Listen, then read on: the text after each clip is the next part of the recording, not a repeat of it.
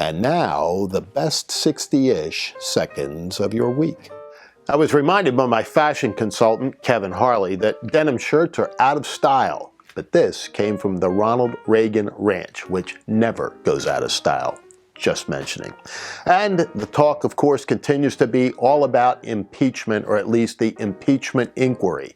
And now the focus shifts to the rules that the House is putting in place. First of all, Adam Schiff takes over the inquiry because the Democratic leadership didn't think Jerry Nadler was doing a very good job in a public relations way of pushing the impeachment stuff. So Schiff comes out with his quote-unquote parody of what Donald Trump said. I mean, it's really beginning to look a little ridiculous for the quote-unquote Democratic leadership over there, especially when the rules continue to change. Most notably right now, the little fight over whether or not Republicans will be allowed to call witnesses under subpoena. If it ever gets to a Senate trial, they most undoubtedly will. Just something to keep in mind. And with all of that, the fortunes of Joe Biden continue to slip, and I believe will continue to tumble as the impeachment inquiry goes on, because Biden ultimately is at the center of it. And another Democratic nominee had some health problems this week. Everyone prays for his speedy recovery, but it does point up the fact that Bernie Sanders may have an age problem. So as the Democrats prepare for their next debate, Elizabeth Warren continues to tick up, and another woman, Tulsi Gabbard, gets onto the main stage and begins to tick up as well. How much the candidates in the middle there, the Yangs and those folks, continue to play it out remains to be seen. And Tom Steyer is now onto the main stage, having spent millions of dollars to get there. Let's see how much he continues to spend and how much benefit it will give him.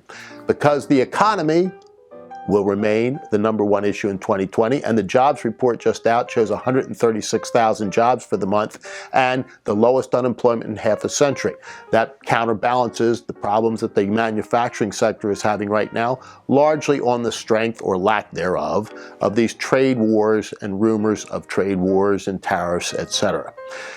And you know, it's not very often that I agree with the governor of California or the California legislature, but this week I do, because college athletics, and in particular the Fair Pay to Play Act, it's not really pay, it's the ability of college athletes to benefit, i.e. be compensated, for the use of their name, image, and likeness, just like any other student.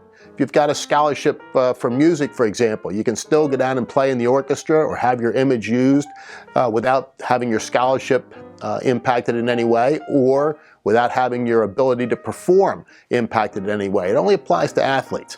I was a college athlete. I mean, not Division I, I was a Division III player, but even there I saw the ridiculousness of some of the rules.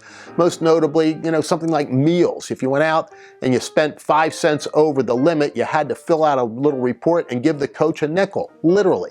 And the recruiting rules, you know, which are tramped all over by some, really have gotten to the point where it's almost impossible to act properly, ethically, and within the guidelines of the rules. Now, Mark Emmert, the NCAA boss, says this is going to be the ruination of college athletics. It's nothing of the sort. In fact, the NCAA itself was looking at a rule change with respect to the use of image, likeness, etc., and compensation therefore.